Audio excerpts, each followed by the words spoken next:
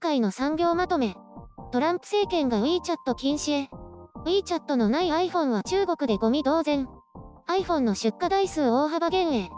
米国トランプ政権が中国製アプリを禁止する行政命令に署名したことで、TikTok だけではなく、メッセージングアプリ WeChat にも影響が及んでいます。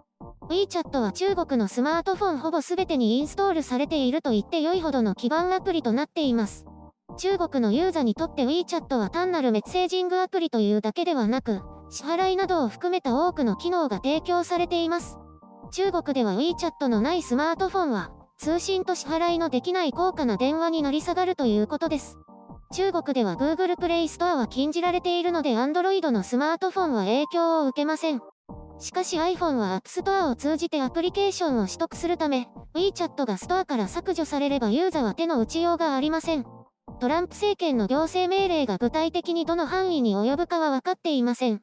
単に米国でのみ WeChat をダウンロードできなくすれば良いのか、全世界の App Store から削除するのかは分かりません。仮に Apple が WeChat を削除した場合、iPhone の出荷台数は 30% 減少すると言われています。中国国内に限れば 95% のユーザーが iPhone の使用をやめるとされていて、Apple への打撃は甚大なものになります。こうした動きを受けて、WeChat や中国で禁止されていないメッセージングアプリシグナルのダウンロード数が急増していると報じられています。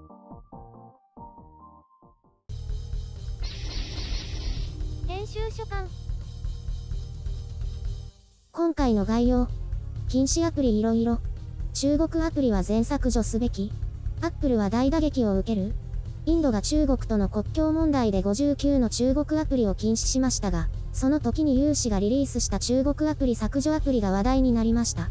その削除アプリは Google に問題視されて削除されてしまったわけですが、最近では削除すべき中国アプリリストが出回っていて話題になっているようです。私はアプリについてそれほど詳しくはありませんが、いくつか知っているものがありました。Weibo や Baidu は当然のものとして、写真関係のアプリは皆さん入っているかもしれませんね。特に女性やインスタグラムが好きな人は、アプリ一つで上場したというビューティープラス。これは日本でも人気のはずです。フィルターなどのアプリ内課金で稼いでいるようなもの。他はピンとこないけど、自撮り系や加工系のいくつかはきっと若者の間で流行っていると思いますね。メイクアッププラスとか有名かな。フリーのセキュリティ系アプリなどもリストに入っています。あとはゲームだとクラッシュオブキングスやモバイルレジェンドも入っていますね。よく知らないんですけどどちらも有名なゲームらしいです。モバイルレジェンドは全世界で5億ダウンロードと書いてありました。中国企業テンセントのゲームが入っていないようですが、これは言うまでもなく避けろということなのでしょうか。前も話しましたが、どこの国のアプリか明示されていればユーザーが選択する際の目安になると思います。メッセンジャーに関しては私の場合はたくさん使っています。相手によって使い分けているという感じです。できるだけ統一してほしいですけど。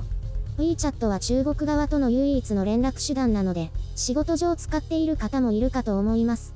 私は中国とは取引ないので使ってないですが、シグナルは中国でも使えるようなので、これからはこれでいいんじゃないかと思いますね。安全だし全部これにすればいいのにと密かに思います。いずれにせよ、中国に旅行あるいは出張などで行った場合、WeChat が入っていないと非常に面倒なことになると思います。もっとも、一般的なメッセージングアプリは使えないので海外との通信は不便です。おすすめするのは事前に日本で通信規制のない香港 SIM を購入しておくことですが、これも将来的にはグレートファイアウォールの監視下に入るかもしれないですね。中国政府も香港の活動家たちが外国勢力と共謀しているとか言うなら、さっさと SNS の通信を遮断すれば良いと思いますけど、遮断した時に爆発する怒りが怖くてできないのかな。どのみち中国に行けば不便なことは変わりないようですね。アプリの削除についてですが、個人的には過敏になる必要はないと思います。最近声高になっている人のほとんどがセキュリティやプライバシーにそもそも疎くて、反中だからと途端に騒いでいるだけです。私はそういった意識を高めるのに非常に良い機会だと思っていますが、中国アプリばかりに目を向けているのは片手落ちです。個人的には日本人は情報セキュリティに対する意識が低いと思います。全体的にですよ。皆さん一人一人がどうかはわかりませんけど。iPhone についてですが、米国の行政命令は米国国内に限られたものとなると思います。Apple に対して全世界で配布を禁止しろというのはやや無理があるかと思いますね。あくまで米国の安全保障の懸念に対してということですので。なので報道にあったようなアップルにとって悪夢のような事態、出荷量の大幅減少にはならないと思います。それでも米国で禁止されるだけで WeChat の勢いは著しく衰えると思います。米国在住の中国系の人やそれと関わる人が使えないというだけで大きく衰退するでしょう。インストール済みであれば問題ないですが、更新もできないので、次第に脆弱性が見つかってボロボロになり、使い続けるに値しなくなると思います。新 OS などへも対応しないでしょうから、いずれ自然淘汰されることになるでしょうね。Android だとファイルからインストールできるのでまだまだ活路はありますが、実際にそこまでして使う人はいないでしょう。そもそも中国も国内では他を排除して WeChat に依存させているので監視していると疑われるわけですが、検閲のためには変えられない。検閲が及ばないし、投稿を削除できない他のメッセンジャーアプリや SNS をブロックせざるを得ない。中国政府はいろいろと言い訳をしていますが、危険性がないと言い切るだけの証拠は不十分だと言えると思います。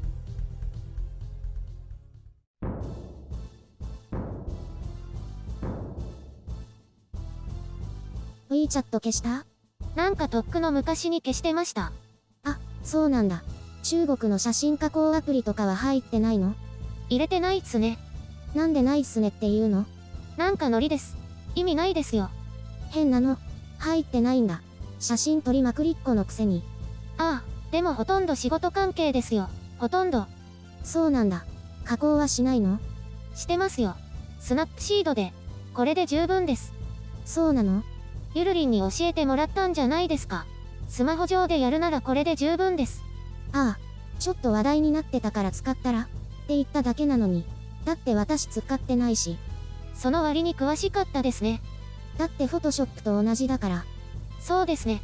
私、こう見えてもフォトショップ使えるから、スマホで直接アップしないものはフォトショップで編集してます。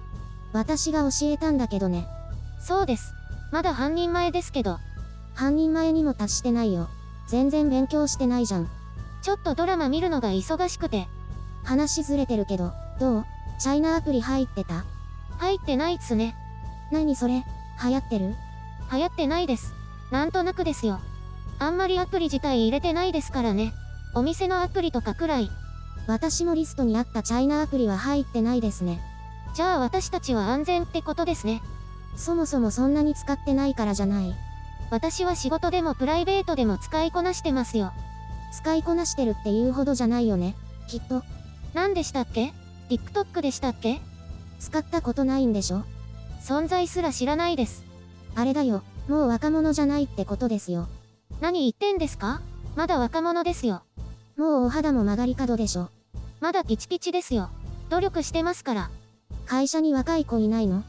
いますけど、TikTok なんて聞いたこともなかったです。一時期 CM やってたけどね。あ、思い出した。あれか。興味なかった？ないですね。子供じゃあるまいし。なんかおじさんみたいな発言だね。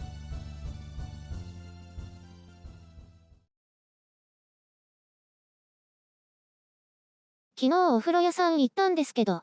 また、よく行くね。数少ない趣味ですから。で、どうせどうでもいい話題でしょ？事件です。はいはい。今はなんとお盆なので休日料金でした。